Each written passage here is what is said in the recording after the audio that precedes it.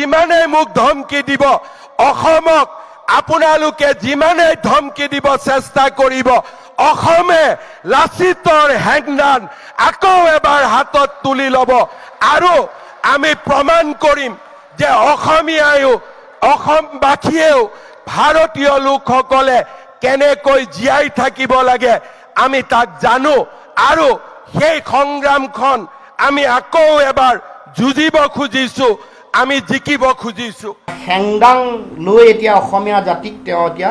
ৰক্ষা কৰিব আমি বিনম্ৰতাৰে কৈছো আহ্বান জনাইছো হিমন্ত বিশ্ব শৰ্মা ডাঙৰীয়া হেংদাং অসমীয়া জাতীয় জীৱনৰ স্বাভিমানৰ প্ৰতীক আহোমসকলৰ স্বাভিমানৰ প্ৰতীক লাচিতৰ সহ্য বীৰ্যৰ স্বাভিমানৰ প্ৰতীক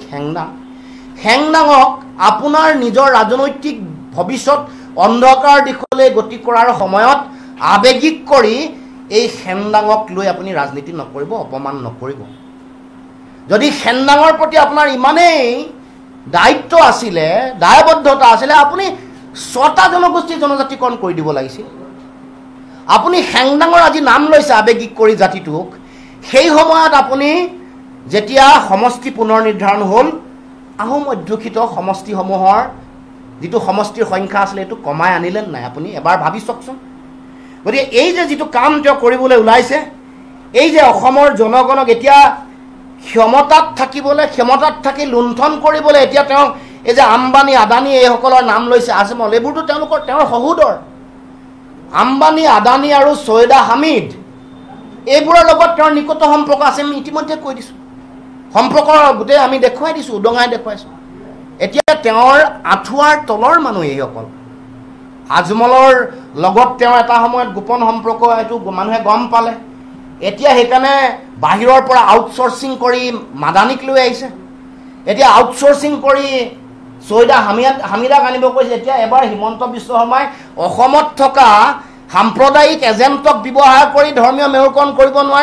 নোৱাৰি সেইকাৰণে আউটচোৰ্চিং কৰিছে এতিয়া সাম্প্ৰদায়িকতাকো আউটচোৰ্চিং কৰিবৰ কাৰণে মাদানী আৰু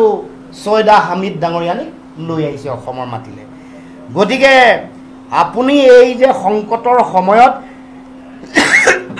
আপুনি হেংদাঙক ব্যৱহাৰ কৰিব খুজিছে এইটো আমি গৰিহণা দিছোঁ আৰু আপোনাক বিনম্ৰতাৰে আহ্বান জনাইছোঁ যাতে আপোনাৰ নিজৰ সংকটৰ সময়ত অসমীয়া জাতিটোক আপুনি সাঙুৰি নল'ব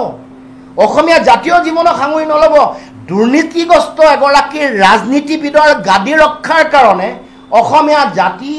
জাতীয় জীৱনৰ স্বাভিমান